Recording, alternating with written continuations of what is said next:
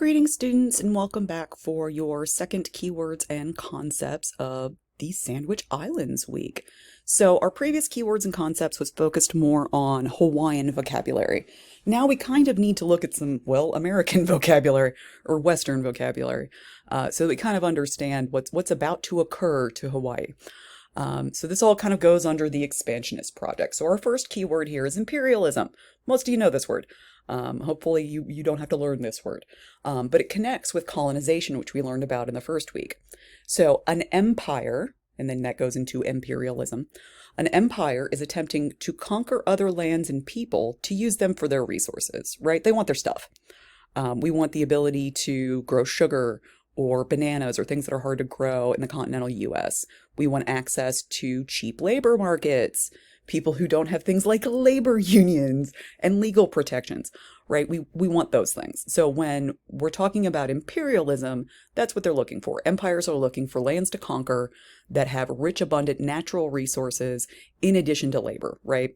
They're usually looking at both of those things.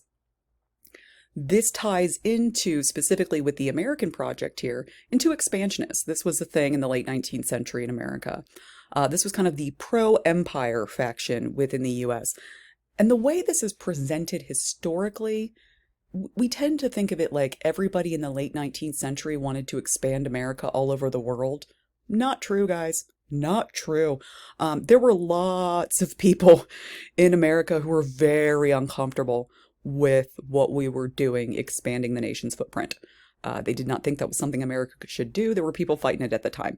But obviously, elections happened. People were elected, like Teddy Roosevelt and McKinley and things, that expressed a wish for us to move further into the world.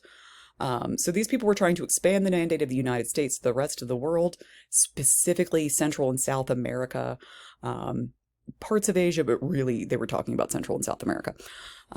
This kind of gets into another concept that we need to understand this week, so I just threw it in here, and that's nationalism. So the technical definition of nationalism is loyalty to one's nation surpasses all other loyalties, often to the detriment of others. Okay, so when we typically talk about nationalism, we don't talk about the best kinds of nationalism. We talk about German nationalism in regard to the Nazis, right? Not a good kind of nationalism. Their nationalism was, our loyalty to our nation is so great because we're the best nation on earth and you guys stink. That's what that nationalism was. But there's another kind of nationalism. There's a nationalism where people just want to have a nation. We're a group of people who share a culture, often a language, often a religion, want a nation, okay? Hawaii wanted a nation.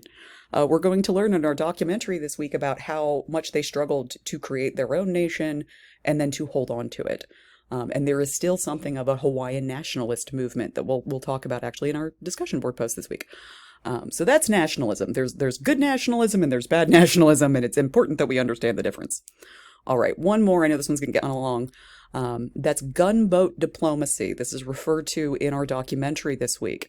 This is diplomacy in name only, guys. It's literally just a threat of force. So when a giant boat full of guns shows up at your tiny island nation that only recently discovered that like firearms existed and says, hey, do this thing or else you're all going to die, that's gunboat diplomacy, right? This is very common with empires. Europe and us did this quite a bit. And there's an excellent example of it in our documentary with the French doing it. They just park outside the island, point their guns at the island, say, give us what we want or we'll kill you all.